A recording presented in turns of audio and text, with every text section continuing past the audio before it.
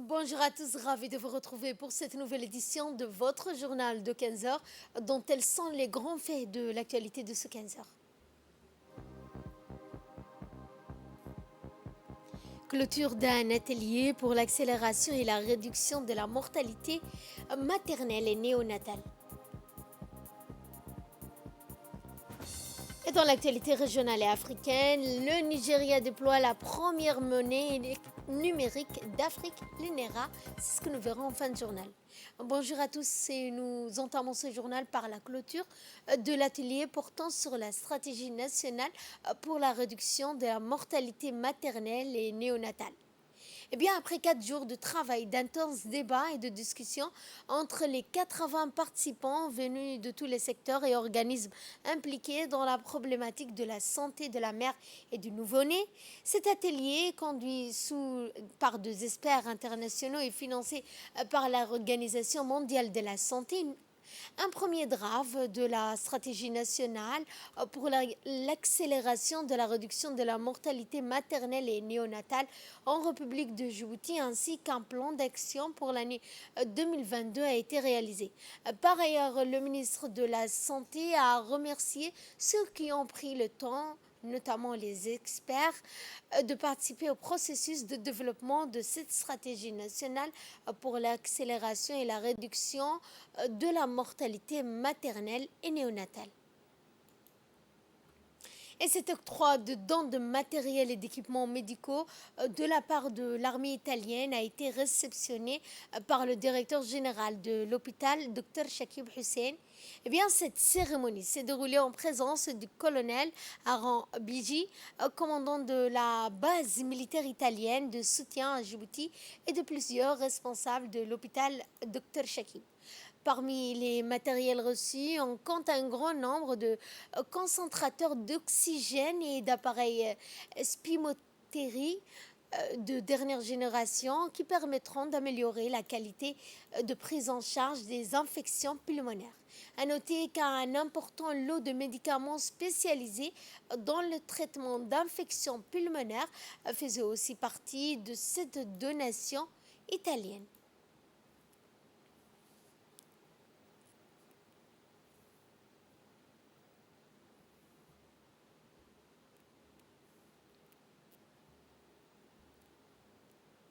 Et à cet effet, je propose de suivre le mot du directeur général de l'hôpital, Dr Shaki.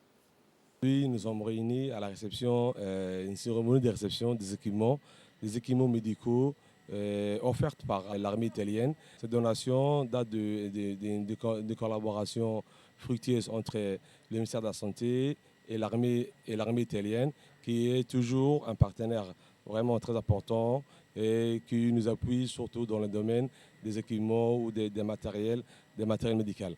Aujourd'hui, nous réceptionnons un lot de 13 concentrateurs d'oxygène, 2 spirométries qui vont appuyer à la prise en charge et augmenter la qualité de la prise en charge au niveau de l'hôpital Dr Shakib Saad. Je remercie personnellement le commandant de la base, le colonel Luigi Bigi, pour sa disponibilité à nous octroyer ces dons. Nous le remercions.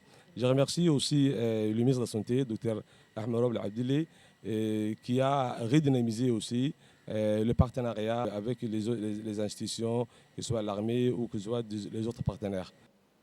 Et nous allons à Tadjoura pour parler sport. En effet, le complexe sportif de Tadjoura a mis en place une nouvelle discipline appelée fitness, une activité inédite de la jeunesse qui a découvert à travers le complexe animé par le brillant animateur de sport Ahmed Orbiso, qui ne cesse d'innover avec des activités différentes. Et bien, à travers cette activité, 4 activités ont été réalisées en parallèle. Cependant, ces activités se composent comme suit, à commencer par le fitness, tennis de table, appelé communément ping-pong, suivi de pétanque, cerceau, handball féminin. Notamment ces disciplines, toutefois ces activités sportives se sont déroulées dans les meilleures conditions pour divertir la jeunesse tadjourienne. Toutes ces activités sportives sont planifiées à travers le plan d'action soigneusement préparé par l'équipe du complexe sportif de Tadjoura. Ce lancement d'activité s'inscrit parfaitement dans le cadre de la feuille de route tracée par le secrétaire d'État chargé au sport, Hassan Mohamed Kamil. Rappelons que ces activités se dérouleront 2 fois par semaine. Comme à l'accoutumée, tous les 2 ans, le syndicat de transport des camionneurs, de bus, de minibus de la région de Dikil organise des élections. C'est ainsi qu'hier matin, vendredi 29 octobre, les scrutins a départagé 2 candidats en lice. Il s'agit du président sortant, M. Abdo Saboudo Mohamed, et de Ali Ibrahim.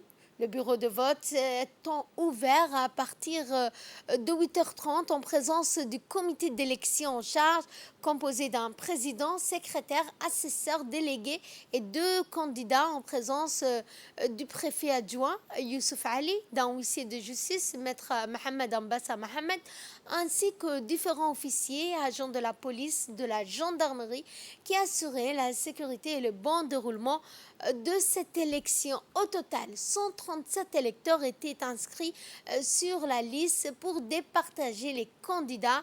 L'élection s'est déroulée vers 16h30 de l'après-midi, suivi du dépouillement. Eh bien, le résultat affiche le président sortant, Abdo Mohamed Saboudo, vainqueur avec 104 voix contre seulement 2 en faveur de Ali Ibrahim.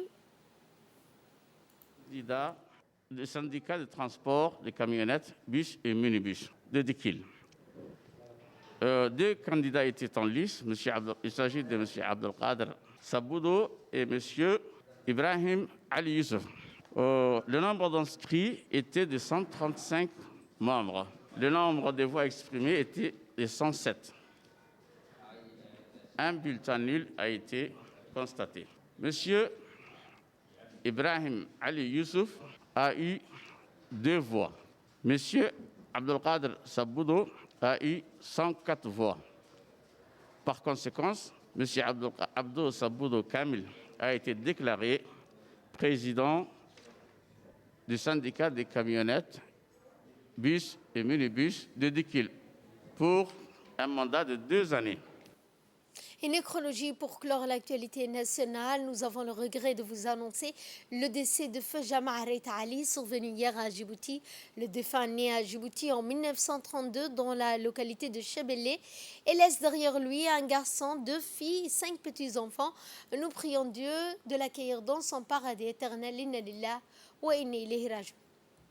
Et de là, nous passons à ce qui domine l'actualité régionale et notamment au Nigeria où le Naira, eh bien, la première monnaie numérique d'Afrique. Le Nigeria lance officiellement une nouvelle version numérique de sa monnaie, le Naira, après avoir reporté l'opération initialement prévue de octobre, a annoncé le président nigérian Muhammadu Buhari.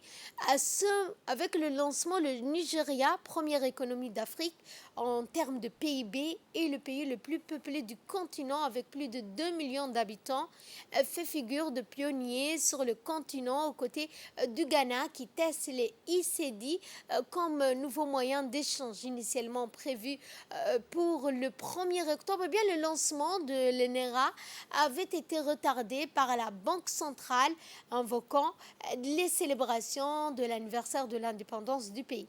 Eh bien, les crypto-monnaies sont largement utilisées au Nigeria, classé en 2020 au 3e rang des utilisateurs de monnaie virtuelle au monde, juste après les États-Unis et la Russie. Fin de ce journal, merci de votre fidélité. Excellent après-midi à toutes et à tous.